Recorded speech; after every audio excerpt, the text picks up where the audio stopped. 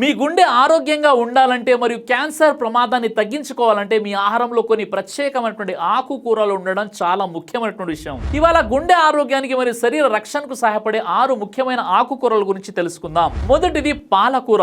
ఇందులో ఐరన్ మరియు ఫోలేట్ పుష్కలంగా ఉంటాయి. ఇవి రక్త ఆరోగ్యాన్ని మెరుగుపరిచి గుండె ఆరోగ్యానికి మద్దతు ఇవ్వడంలో సహాయపడతాయి. పాలకూరలో ఉన్న యాంటీ ఆక్సిడెంట్ శరీరాన్ని రక్షించడంలో మరియు క్యాన్సర్ ప్రమాదాన్ని తగ్గించడంలో సహాయపడవచ్చు. ఇక రెండవది కొత్తిమీర.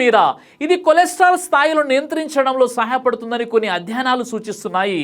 ఇందులో ఉండే సహజ యాంటీ ఆక్సిడెంట్స్ మెదడు మరియు శరీర ఆరోగ్యానికి మద్దతు ఇస్తాయి. ఇక మూడవది మెంతి ఆకులు.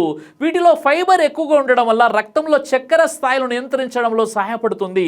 అలాగే కొన్ని పరిశోధనలు మెంతిలో ఉండే పదార్థాలు శరీర రక్షణకు సహాయపడవచ్చని సూచిస్తున్నాయి. ఇక నాలుగవది బచ్చల కూర.